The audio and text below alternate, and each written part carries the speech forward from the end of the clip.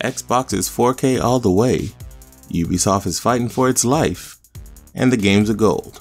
We'll get into it in the breakdown.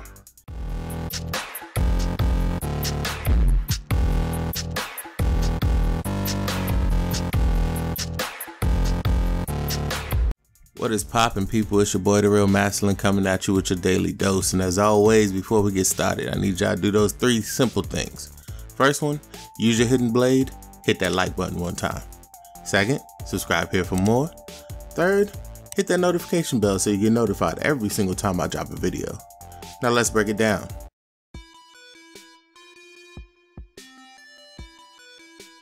In our first story of the day, Ubisoft is trying to stave off hostile takeover by Vivendi. For those of you who don't know, Vivendi is like the French version of Comcast. For all you American people, they are Comcast essentially in France, and they've been slowly and steadily buying up stakes in Ubisoft to not do a hostile takeover. But the problem is that right now they own about 27% of the stock.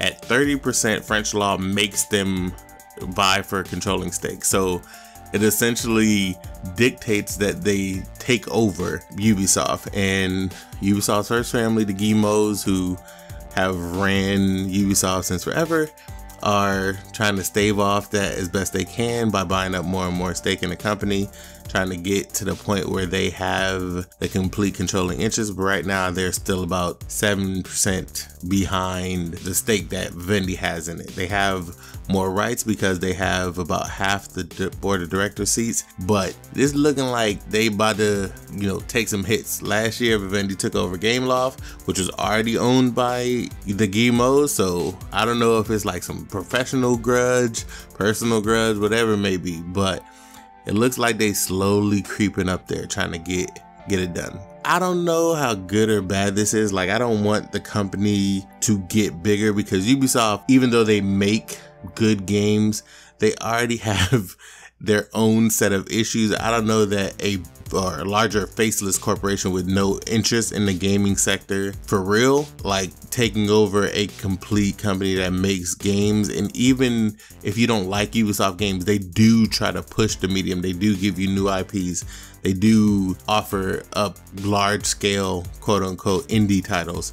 So Ubisoft, good or bad, I don't know that I want some faceless corporation taking over. Hopefully the Guillemots got it under control, but that remains to be seen. We'll have to wait and see how that works out.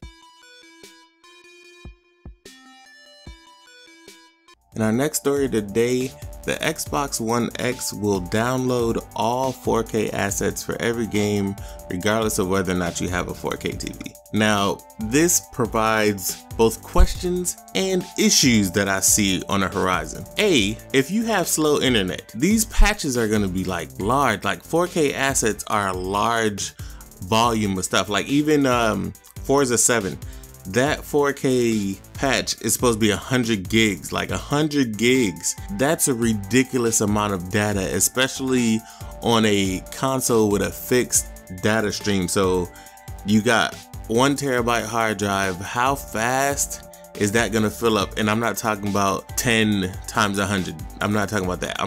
Some games will be more, some games will be less. But how fast would that fill up if it downloads 4K assets for every single game? Now, if you have a 4K TV, you want the 4K assets, that's cool.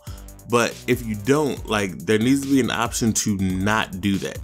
Not because of anything other than complete and utter autonomy for the person choosing whether or not they want to use all their data on this one thing, if they want these assets to even remain on the system. I understand the whole super sampling thing, so you need the assets in order to downgrade and make it look better on the 1080p TVs.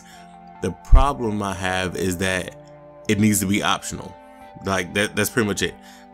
Also, the other question I have is, if the Xbox One X is downloading all these 4K assets and it'll be required for all of them, the Xbox One S will download the 1080p assets and the Xbox One X will automatically download the 4K assets.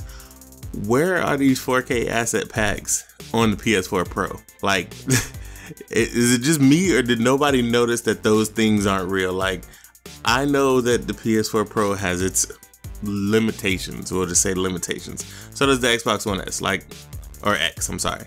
It has a lot of, CPU bound issues, but as far as GPU wise, why aren't the games that are having Pro patches, where are the 4K assets? Like, you're increasing the resolution, but you don't increase the quality of the pixels on the screen. To me, that seems like a backward practice. Graphics before resolution, because they're not the same thing.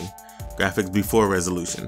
So I wonder how many games will start to see PS4 Pro get 4K asset patches, or at least, like, even if it's a smaller version of it, some upgrade to the assets, because I feel like the environment that Xbox One X is in, and the development cycle and the ease of use that we're hearing from all the developers, I feel like that's putting it at a very large advantage over the PS4 Pro as far as upgrades go.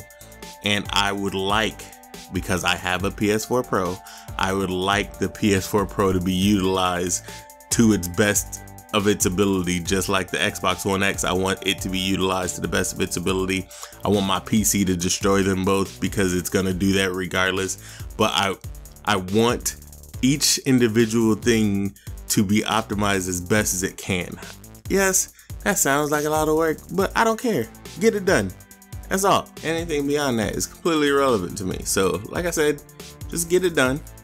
I would like them developers to take advantage of each individual's strengths and each individual's weaknesses, to counteract them as best you can.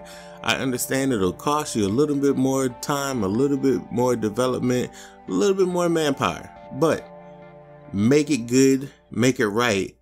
In the long run, that gets you a better perspective from the client, from the consumer perspective, than you rushing it out the door and it being okay. Just saying. And in our final news story of the day, the Xbox games with gold have been announced for July, and they are as follows. From July 1st to July 31st, you get Grow Up, which is a platformer more or less about climbing a beanstalk. From July 16th to August 15th, you get Runbow, which is a party game which obstacles appear on the screen based on the color of the background. It's okay as a party game. I play with my kids, so it's an alright little game. I already had it. If you have kids and you like playing games with them, I'd recommend that. On Xbox 360 and Xbox One via back compat, from July 1st to the 15th, you get Kane Lynch 2 Dog Days, which was meh to me. I played through it with my wife, because it's a co-op game. We play games like that co-op, but it was like, eh. The first one was better than me. From July 16th to July 31st, you get Pirates of the Caribbean and Lego Pirates of the Caribbean. So if you into Lego games, and with the new Pirates of the Caribbean out, this is a nice refresher for the series. Also, get it for your kids. It's free, quote unquote, so you can't go wrong. Also, they added some games to back compat. Among them was Assassin's Creed Brotherhood, and then a bunch of games that you probably wouldn't care about in all reality.